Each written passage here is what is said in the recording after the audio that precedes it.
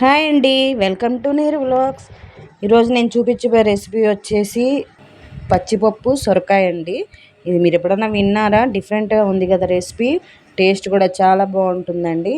ఇది మీరు ఎప్పుడు చేయలేదు, వినలేదు అనుకుంటే వెంటనే వచ్చేసి నా రెసిపీ చూసేయండి, ట్రై చేసేసేయండి. చాలా బాగుంటుంది, చాలా టేస్టీగా ఉంటుంది. చాలా సింపుల్ ప్రాసెస్ కూడా.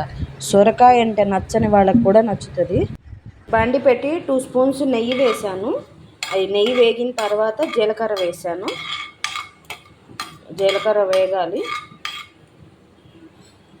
నెక్స్ట్ జీలకర్ర వేగిన తర్వాత సన్నగా తరిగి పెట్టుకుని ఉల్లిపాయలు 2 ఉల్లిపాయలు కట్ చేశాను. ఇవి కూడా వేసుకొని ఇవి కూడా మగ్గాలండి. కొంచెం బ్రౌన్ కలర్లో రావాలి ఉల్లిపాయలు.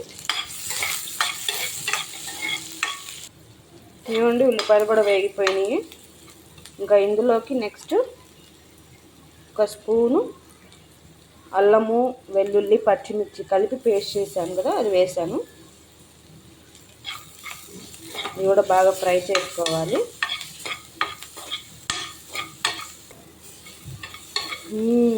ఫ్లేవర్ చూడండి ఎంత బాగా వస్తుంది అసలుకి. ఉల్లిపాయలు వేగేటప్పుడు ఆ ఫ్లేవరే సూపర్ ఉంటుంది. ఇంకా అల్లం, వెల్లుల్లి, పచ్చిమిర్చి పేస్ట్ కూడా వేసాను కదా, చాలా మంచి స్మెల్ వస్తుంది. ఇది వేగింది. ఇవ్వండి, మనం వేసిన పేస్ట్ కూడా వేగింది. నెక్స్ట్ సన్నగా తరిగి పెట్టుకున్న టమాటా వేస్తున్నాను. మీడియం సైజు టమాటాలు ఒక 3 కట్ చేశాను. ఇవి కూడా కొంచెం మగ్గనివ్వాలి. ఇందులోకి నెక్స్ట్ మనము ఇవి పచ్చిపప్పు అండి. నేను 2 గంటలు నానబెట్టాను. 2 గంటలు నానబెట్టిన పచ్చిపప్పు వేస్తున్నాను. ఒక టీ గ్లాస్ వేసాను. టీ గ్లాస్ పచ్చిపప్పుని శుభ్రం కడిగేసుకొని ఒక 2 గంటలు అయితే నానబెట్టేసాను. ఎక్కువ నానినా కూడా ఇంకా బాగుంటుంది. 2 గంటలు నానబెట్టాను. ఇంకా నెక్స్ట్ ఇందులోకి ఇదిగోండి, ఒక సొరకాయలో పావు ముక్క ఉంటుందేమో, ఆ పావు ముక్కని ఇట్లా మరీ సన్నగా కాకుండా మరీ లావుగా కాకుండా ఇట్లా ముక్కలు కట్ చేసి పెట్టుకున్నాను, అవి వేస్తున్నాను. సొరకాయతో ఆల్రెడీ సొరకాయ వడియాలు రెసిపీ నేను పోస్ట్ చేశానండి. ఎవరైనా చూడని వాళ్ళు ఉంటే నేను లింక్ డిస్క్రిప్షన్లో ఇస్తాను, తప్పకుండా చూడండి. సొరకాయ అంటే నచ్చని వాళ్ళకి ఇది బెస్ట్ రెసిపీ అండి. నాకు నచ్చదు సొరకాయ అసలుకి. నెక్స్ట్ ఇందులోకి కారము, సరిపడా కారం వేసుకోవాలి. ఇంకా పసుపు,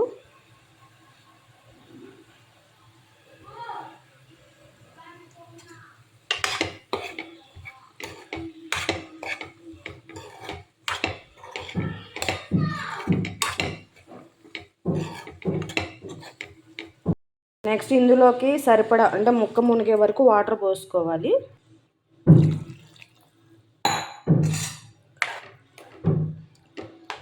ఇంకా కుక్కర్ మూత పెట్టేసి ఒక 3-4 విజిల్స్ రానివ్వాలండి.